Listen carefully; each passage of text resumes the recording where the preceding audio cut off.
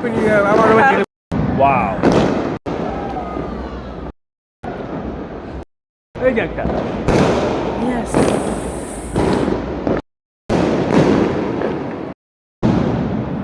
ওইটা সুন্দর বেশি। Happy new year 2026।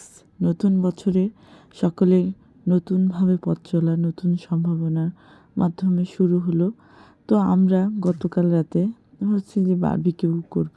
প্রতি বছরই আমরা ছোট করে আমাদের পরিবারের জন্য মোটামুটি একটা বারবিকিউ করি, নিজেরাই আসলে পুরো ঢাকা শহর আসলে এই আয়োজনগুলো করে।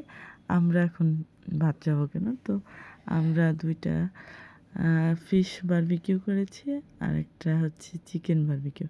তো এই আনন্দটা অন্যরকম, শীতের মধ্যে বারবিকিউ একটা উৎসব খুব ভালো লাগতেছিল। আগুনের শিখাগুলো যখন লাল আভ হয়, মানে দেখা যাচ্ছিল, এত সুন্দর চমৎকার লাগতেছিল।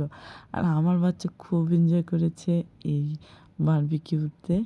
তো তারপরে বারবিকিউ শেষ করে আমরা এই যে তারাবাতি কয়েকটা আনছিলাম, ওইটা জ্বালাচ্ছিলাম। তো খুব মজা করতেছিলাম যে ছোটোবেলার সেই আনন্দ ঘন মুহূর্তে আমরা বড় হলেও সেই জায়গাটা যেন চলে আসে। আমার বাচ্চাকেও শেখাচ্ছিলাম, সে ফার্স্ট টাইম মানে এরকম তারাবাতি নিজের হাতে, মানে সে খুব এক্সাইটেড, কিন্তু এখন সে তো পারবে না, তো আমি একটু হেল্প করছিলাম।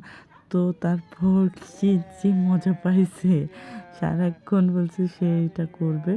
তো তারপর ফাইনালি সে করার পরে খুব মজা, মাম্মা এটা তো খুব ভালো, এই সেই অনেক কাহিনী, তো অনেক গল্প সে থেকে না যায়। এরপরে রাত 12টায় আমরা চলে গেলাম ছাদে গিয়ে আমাদের ঢাকা শহরে এরকম শব্দ দূষণ প্রতি বছরই দেখা যায়, আমরা সেটাকে দেখার জন্য ছাদে যাই।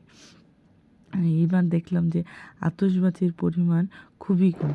এর আগের বছর, তার আগের বছর যত মানে বর্ণিল হয়ে যেত ঢাকা সিটিতে, তো সেই রকম পরিমাণে আমি দেখলাম না, খুব কম পরিমাণে ছিল। যাক, এটা ভালো হয়েছে, কিছুটা কম হয়েছে। তা আমরা আসলে দেখার দর্শক হিসেবে যাই ছাদে গিয়ে, এরকম আতশবাজির ঝলকানো দেখি। বছরের এই একটা দিন একটু ডিফারেন্টভাবে দেখা হয়। তো হ্যাপি নিউ ইয়ার উপলক্ষে তো খুব সুন্দর একটা ভিডিও, আলোকসজ্জার, তো দেখতে ভালোই লাগতেছিল। তো আপনাদেরকে দেখার সুযোগ করে দিলাম, আশা করি দেখবেন, খুব এনজয় করবেন।